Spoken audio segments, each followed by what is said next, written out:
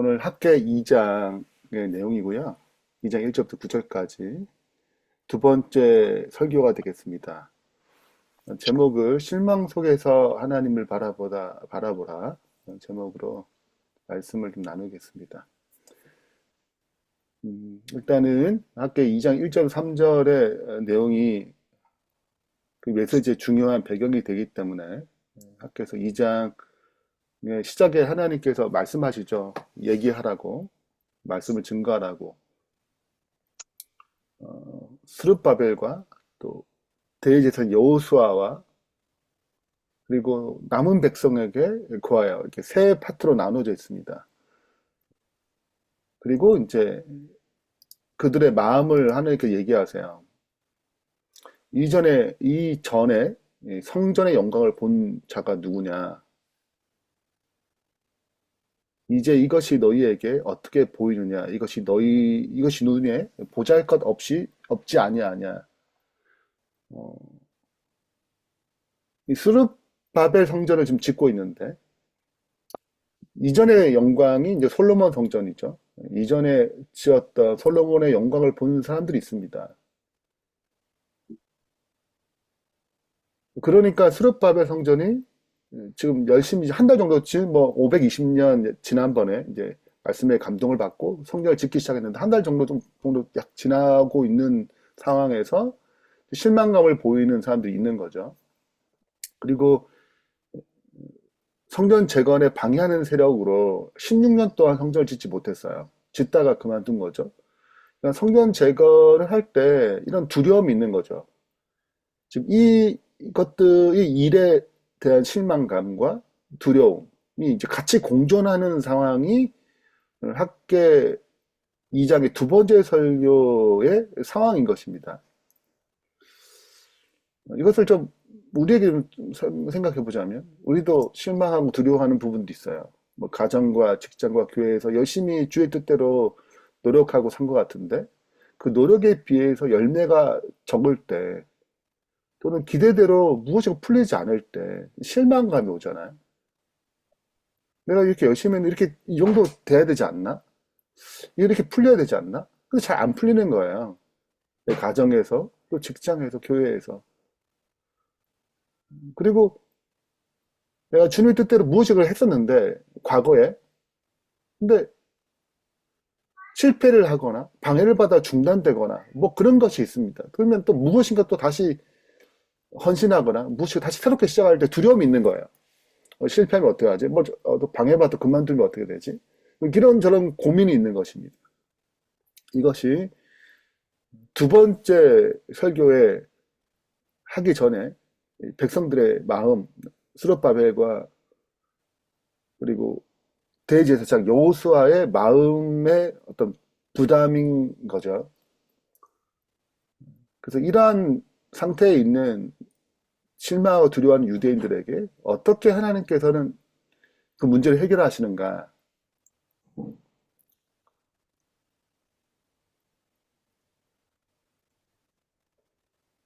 제일 첫 번째 이제 4절 5절에 보면 스스로 굳게 하라는 말을 세 번 하세요. 똑같이 대상이 다릅니다. 첫 번째는 스룹바벨, 총독 스룹바벨, 대제사장 여호수아, 그리고 남은 백성에게 이게 세 번 나누어서 똑같은 말을 합니다. 스스로 굳게 하라고 얘기하시고, 그 다음에 애굽에서 나올 때 너희가 했던 그 언약, 그 하나님의 그 인도하심에 대한 약속, 그리고 하나님의 신이 너희 중에 있다, 너희에 머물러 있으니 두려워할 필요 없다. 지금 실망하고 두려워하는 그들에게 이 두 가지 메시지로 첫 번째 던져서요. 스스로 굳게 하라는 메시지는 스스로예요, 스스로. 스스로. 내가 선택해야 돼요. 굳게 세게 하라. 용기를 가지도록. 내가 일단 선택해야 돼요. 선택까지 우리에게 하나님께 가져가지 않으셨어요. 선택은 우리가 일단 해야 돼요. 뭐 하기로? 굳게 서기로. 마음을 강하게 먹기로. 담대하기로.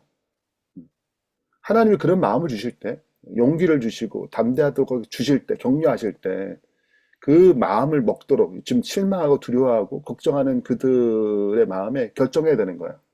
용기를 가지고 흔들리지 않도록. 그러면 하나님께서 거기에 이제 흔들리지 않은 마음을 주시거든요. 그래서 실망이 아닌 용기를 선택하도록 그들에게 요구하시고 내가 너희와 함께 있다고 약속을 주세요. 이것은 단순한 약속이 아니라 역사적인 하나의 흐름, 애굽에서 그들을 구원했던 그 역사적인 그 하나님의 약속이 지금 너희에게 있다. 하나님이 너희와 함께 있다. 그래서 출애굽의 그 애굽의 역사, 그리고 광야 같은 곳에서 살아남지 않았냐, 잘 이겨나가지 않았냐, 무사히 또 가나안 땅에 들어오지 않았냐, 그 언약, 그 하나님이 함께 하심을 기억하라는 거죠. 어쩌면 그런 것 같아요. 이게 무엇인가 이렇게 주님의 뜻대로 무엇을 일을 하려고 할 때 또 내 시선이 무엇을 바라보느냐가 중요한 것 같아요. 지금 내가 실망할 만한 것들이 있어요. 없는 게 아니에요. 보니까 이전의 영광이 훨씬 나은데 이게 뭐 이 초라해가 보여가지고 내가 열심히 좀 뭔가 했는데 뭐 잘 안 돼.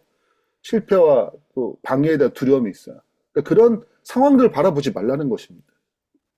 그리고 지금 너와 함께 하는 하나님의 임재, 그것이 이 일에, 이 새롭게 하고자 하는 이 성전을 짓는 이 일에 힘의 근원이 되길 바라시는 거죠. 뭘 바라보느냐가 굉장히 중요한 것 같아요. 두 번째 이제 메시지는 만국의 보배가 이를 것이다.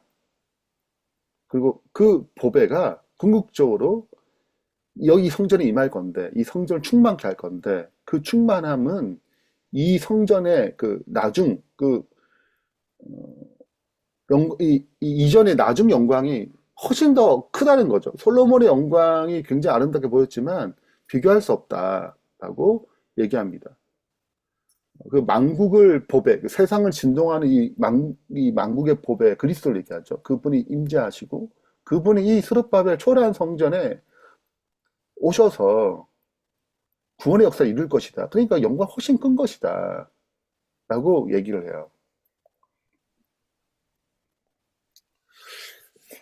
어, 가만히 보면 이제 백성의 눈에는 이게 지금 이 스룹바벨 성전을 짓는 것이 굉장히 초라해 보이지만 하나님의 눈에는 지금 이 초라한 성전을 통해서 가장 위대한 영광을 누리고자 준비하고 계시는 것입니다.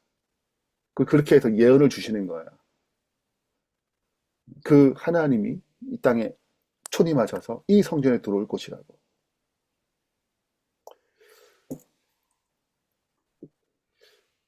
지금 하나님 위한 이 작은 순종같이 보이는 것이 마침내 이어져 가지고 하나님의 더 큰 영광으로 이어진다는 것입니다. 이게 준비되고 있다는 거예요. 나의 작은 성김이 하나님께서 마침내 그걸 쓰셔가지고 영광스럽게 쓰겠다는 거죠. 이 영광을 위해서 준비하고 있는 것이다. 라고 지금 얘기하세요. 그래서 용기를 내고 하나님께 너와 함께 하시고 이 일을 통해서 지금 그들은 볼 수 없어요.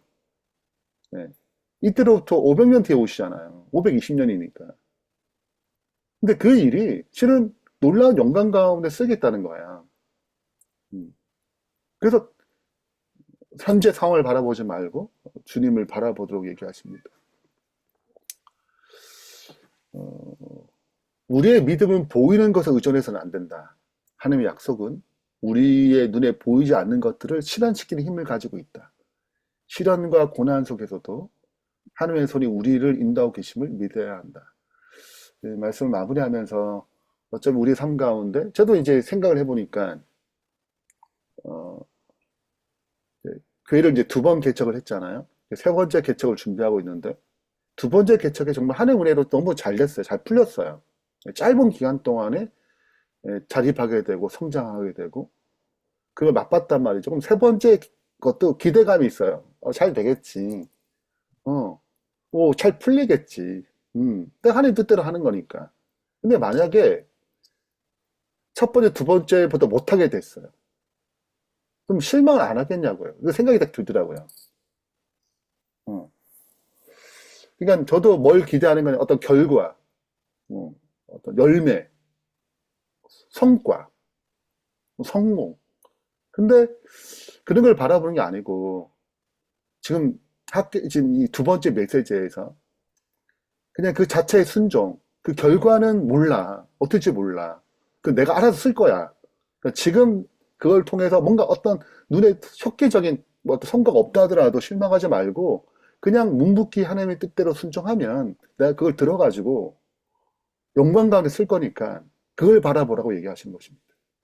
오늘 이 말씀이 저한테 큰 위로가 되었고 또 우리의 삶 가운데 이런 메시지를 통해 또 힘을 얻기를 바랍니다.